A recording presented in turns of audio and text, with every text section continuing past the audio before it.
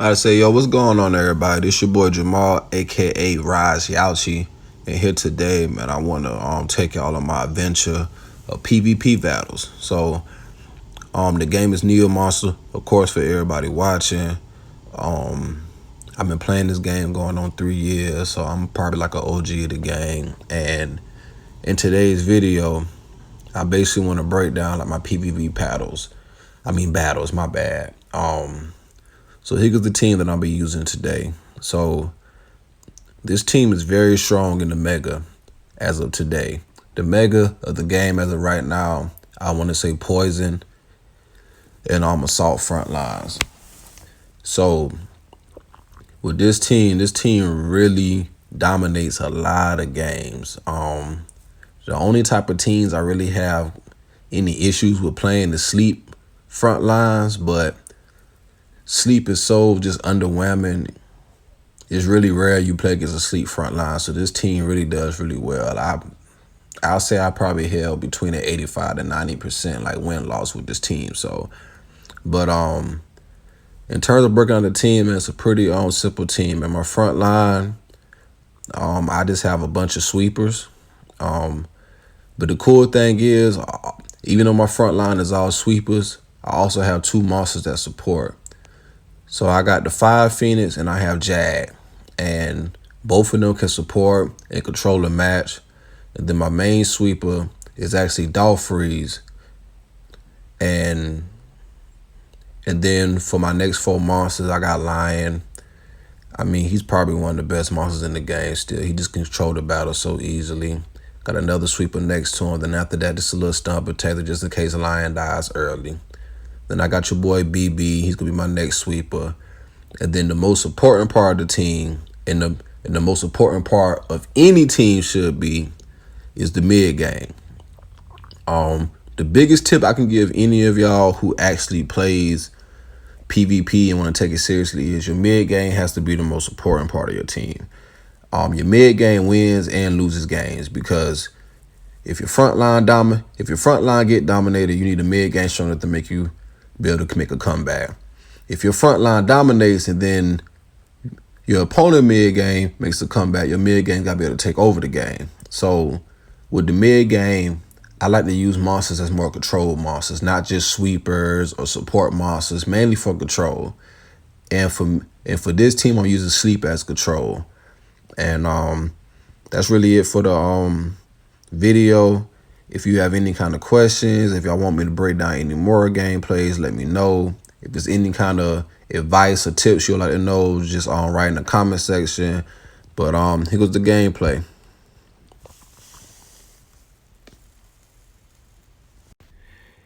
Alright, so we batting against Joseph. Probably considered one of the best PvP players in the game right now. So the biggest thing about battering a player like him is you need to be the one to control the battle. The reason why he is such a good PvP player, y'all, is because of the fact that he takes his time and he always makes the right decision. So the best way to beat him, in my opinion, is you need to try to control the battle and make him make decisions he don't really want to make. So as of right now, it's the start of the match. My front line can really counter his front line. All my sweepers are kind of immune to him in a sense. But the thing is, though, because I got both of the Phoenixes out, he can't kill him as easily. So my mindset is I'm trying to stall the battle. That's the reason why I ain't killed anything yet. I'm just trying to stall the battle until I line all my monsters up. Like I said, the control thing. So my goal is to get rid of his myth. Not void, but secretless. So all I'm doing is, like I said, I'm just BSing. I'm just trying to stall the battle out. And the cool thing about Joseph is that whenever he team builds, he rarely uses stun. And because he's a control type player, he likes to use sleep. So because of that, I'm just making sure I line all my monsters up. So we just playing the battle. I'm just picking kids off.